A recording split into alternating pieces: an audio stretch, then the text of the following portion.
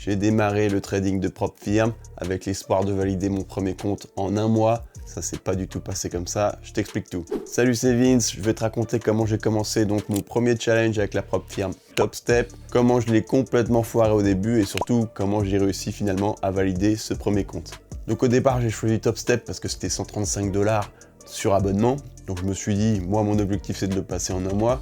Du coup 135 $ pour passer un challenge, je trouve que ça vaut le coup. Surtout qu'en regardant la concurrence, les prix étaient beaucoup plus élevés chez les PropFirm qui ne proposaient pas d'abonnement. Ça pouvait monter jusqu'à 2000 $ pour passer un challenge. Et si tu le perds, il n'y a pas de renouvellement le mois d'après, tu repayes tout. Donc je paye le challenge, 135 $.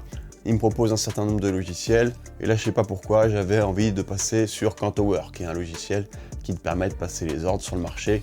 Tu relis ton compte PropFirm à la plateforme et tu peux trader et passer le challenge. Sauf que Cantower, ça marche sur Windows. Moi, j'ai un Mac. Têtu comme une mule. J'installe un émulateur. Je finis par réussir à installer Cantower. Et là, n'importe quoi, c'était pas du tout optimisé. Il manquait des boutons. Il y avait des boutons qui étaient remplacés par des carrés. Mais moi, têtu comme une mule, je me dis, je vais y arriver quand même, ça va le faire. Arrive le premier jour de trading. Je suis excité comme un fou. Le marché ouvre. Je vois des opportunités partout. Je clique à tout va. Pareil le deuxième jour, résultat, compte cramé au bout du deuxième jour. Bon, déjà, le plan se déroule pas comme prévu. Je repaye instantanément pour pas attendre un mois complet avant d'avoir une nouvelle chance. Heureusement, il me faut une petite réduction de 50%. Mais les 135 € en un mois pour valider challenge, c'était déjà mort. Bon, je refais pas la même erreur. Je recrée un nouveau compte avec Tradeovate cette fois-ci, qui est un autre logiciel pour passer les ordres sur le marché, que j'associe à TradingView, qui est une plateforme en ligne qui marche très bien, que je connais très bien. Et en plus, je vais pouvoir directement trader sur TradingView.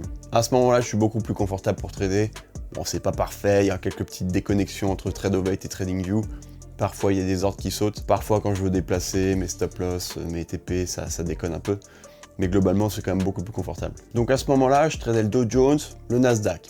Il faut savoir qu'en phase d'évaluation, les flux sont gratuits, donc tu peux trader un petit peu tout ce que tu veux. J'échoue une fois, j'échoue deux fois, j'échoue trois fois. Donc là, on n'est plus du tout sur une validation le premier mois. Ça prend 2-3 mois. À ce moment-là, je discute avec un pote qui trade aussi, qui me dit « Tu devrais tenter le gold, j'ai de bons résultats sur le gold. » Je fais « Bon, bah pourquoi pas ?» J'ajoute le gold et il se trouve que j'arrive à faire 2-3 trades à 4-5 de ratio, vraiment des très beaux trades. Et du coup, bah, je valide enfin mon challenge. Alors pas uniquement grâce au gold, avec le Nasdaq et le Dow Jones également, mais le gold m'a pas mal aidé pour valider ce premier challenge.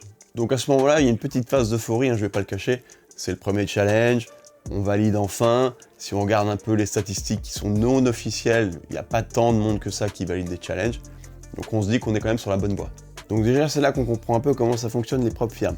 Une fois que tu as validé ton challenge, tu passes en compte financé, mais tu ne traites toujours pas le vrai marché, c'est toujours un compte démo. Bon, ça en vrai, ça n'a pas vraiment d'importance. Tant que les cours sont pas trafiqués, que ce soit le vrai marché ou un marché simulé, pour toi, c'est la même chose. Surtout que Top Step nous fournit les flux futurs, on trade des flux futurs. Les flux futurs sont des flux régulés. La deuxième chose, c'est que moi, j'avais choisi un compte 150 000 sur Top Step. Mais en vérité, tu n'as pas 150 000 pour trader. Tu as un drawdown max autorisé qui est de 4 500 $ sur ces comptes-là.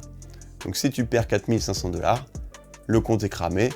Même si c'est un compte financé, tu ne peux pas perdre 150 000 $ évidemment. Du coup, tu dois complètement adapter ta stratégie et ton money management pour ne pas perdre ces 4 500 $. Et le compte démarre à zéro. Tu peux descendre jusqu'à moins 4 500 $. Si tu dépasses les moins 4 500 $, c'est fermé. Donc là, mon objectif, ça va être quoi? Ça va essayer de faire des gains pour arriver à un matelas de sécurité, avoir un peu plus de marge que ces 4 500 $. Je me suis fixé 5 000 $ et à partir de 5 000 $, je ferai des retraits. Mais bon, faut déjà y arriver. Donc le plus dur reste à faire, on va déjà essayer de ne pas le perdre ce compte. N'oublie pas de t'abonner pour suivre cette aventure, pour voir jusqu'où je vais pouvoir aller. L'objectif évidemment, c'est le premier objectif, c'est les 10 000. Bon, on n'y est pas encore, ça démarre seulement. Le plus dur reste à faire. Bisous.